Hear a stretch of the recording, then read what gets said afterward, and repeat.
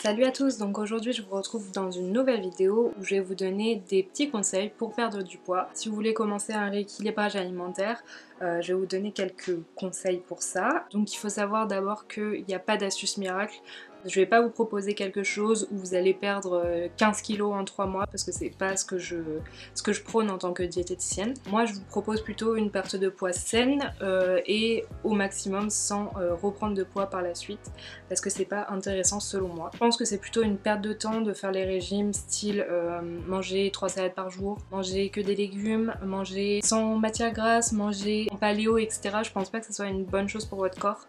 Vous allez juste faire que le stresser et faire que par la suite il va stocker tous les aliments que vous allez ingérer si vous reprenez une alimentation normale. On va commencer maintenant. Le premier conseil que j'ai à vous donner, c'est de bouger un maximum. En fait, il faut savoir que une perte de poids, ça se fait avec un déficit calorique. Si vous avez des apports qui sont en dessous de votre dépense, vous allez pouvoir perdre du poids. C'est tout simplement ça. Donc du coup, je vous propose de bouger un maximum. Bouger, c'est pas forcément faire du sport de niveau d'une haute athlète. Je vous propose surtout de marcher quand vous en avez l'occasion. Moi, ce que je faisais avant le confinement, c'est que je marchais environ 30 minutes à 1 heure par jour. Ensuite, je vous propose de sortir faire des balades le week-end, par exemple, sortir vos chiens, sortir avec vos enfants si vous en avez, voilà, enfin, sortez quand vous le pouvez. Vous pouvez aussi prendre l'escalier au lieu de l'ascenseur, ça c'est quelque chose de très basique mais que très peu de gens le font je pense et ça fait quand même la différence sur le long terme. Comme activité physique vous avez aussi faire le ménage qui est une très bonne activité physique, on s'en rend pas forcément compte mais on brûle des calories en faisant le ménage. Et ensuite si vous voulez vraiment réellement faire du sport, sachez qu'il n'y a pas que la musculation, malgré que sur YouTube on voit beaucoup d'influenceuses qui proposent ça comme sport. Vous avez beaucoup de sports différents qui peuvent vous convenir mieux que ceux qu'on vous propose sur les réseaux sociaux. Par exemple la natation, la boxe si jamais vous êtes vraiment explosif. Je vous propose aussi d'aller courir si jamais vous aimez. Moi je sais que je déteste courir, c'est vraiment pas quelque chose que je fais. Mais ça m'a pas empêché de perdre du poids quand j'en avais besoin. Et donc voilà pour le premier conseil. Ensuite, le deuxième conseil que j'ai à vous donner, c'est d'intégrer des fruits et des légumes dans votre alimentation. Ce que je vois souvent lorsque je fais mes consultations diététiques, c'est que la plupart du temps, les gens ne mangent pas assez de fruits et légumes. Donc ça, c'est quelque chose à prendre en compte. Il faut vraiment que vous mangiez des fruits et légumes, tout simplement parce que c'est des aliments à faible densité calorique. Et donc du coup, dans votre rapport journalier, ça va pouvoir vous permettre de manger de grosses quantités d'aliments avec de très faibles quantités caloriques. Si vous n'aimez pas trop les légumes, je vous propose surtout de les cuisiner, de ne pas acheter des plats tout faits. J'y reviendrai dans mon prochain conseil, mais cuisinez-les, ajoutez des épices, ajoutez des condiments, vous allez voir que le goût du légume change complètement quand on rajoute des condiments et des épices. Ce que je peux vous proposer aussi, c'est si jamais vous avez du mal à manger vos légumes, surtout les légumes verts, de les incorporer dans des smoothies, de faire des smoothies verts. Donc vous mettez vos fruits habituels et vous mettez par exemple des feuilles d'épinards. Vous allez voir qu'on ne sent pas du tout le goût et que ça vous rajoute de minéraux et vitamines et que c'est très intéressant pour une alimentation saine et équilibrée. Ensuite, mon troisième conseil, ça va être de cuisiner tout simplement. Donc on oublie les plats industriels tout préparés parce que c'est plein d'additifs, plein de conservateurs. Et franchement, je pense que pour une alimentation saine, au-delà de manger mieux, on peut aussi manger moins industriel.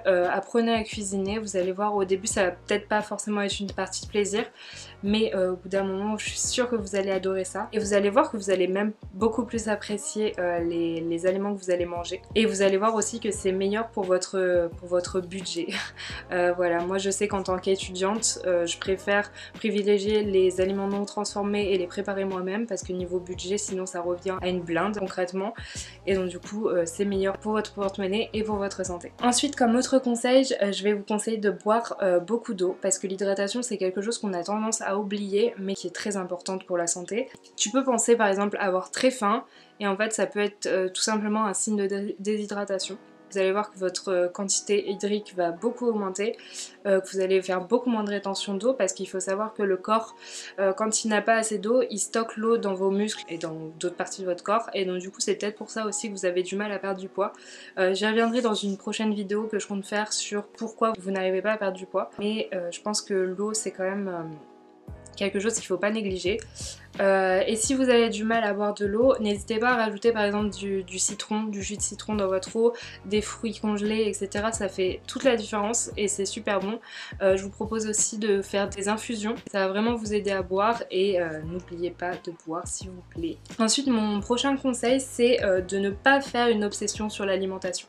J'ai tendance à avoir beaucoup de patients qui me disent mais je comprends pas parce que moi je scanne tous mes aliments sur Yuka, on me dit que c'est excellent etc. mais au final vous me dites que c'est pas bon.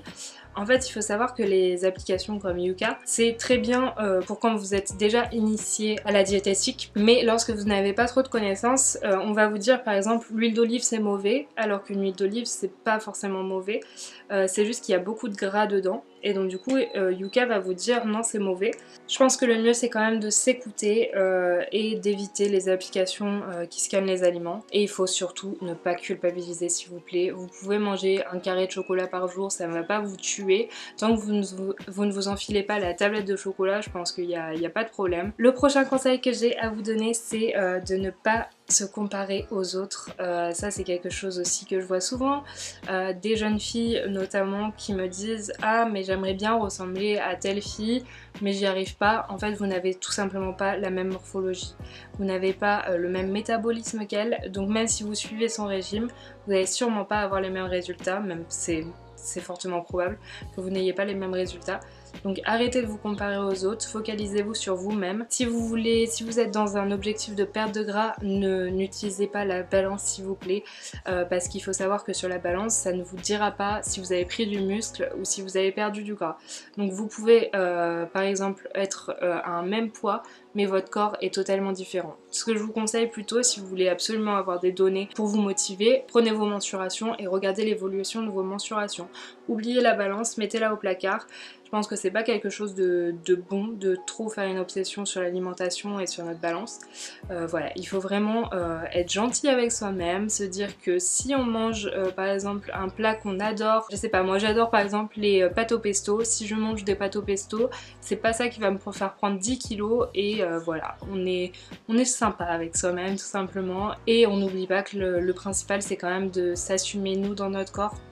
Donc essayez plutôt de faire un travail sur ça plutôt que de vous culpabiliser en vous disant ah oui mais Jacqueline elle a mangé 2 feuilles de salade, je dois faire pareil sinon je vais grossir. Non, pas du tout. Arrêtez de vous prendre la tête avec l'alimentation, ça ne mène à rien sauf à des troubles du comportement alimentaire et là ça sera un autre problème qui sera beaucoup moins facile à résoudre. Un autre conseil que moi-même j'essaie d'appliquer mais que je sais pertinemment qu'il est très difficile à appliquer, c'est de prendre son temps pour manger. Quand vous mangez, ne mangez pas sans réfléchir, essayez d'être tranquillement à table en face de votre assiette, de regarder les aliments que vous mangez, quand vous les mettez dans votre bouche, posez votre fourchette, mastiquez-les.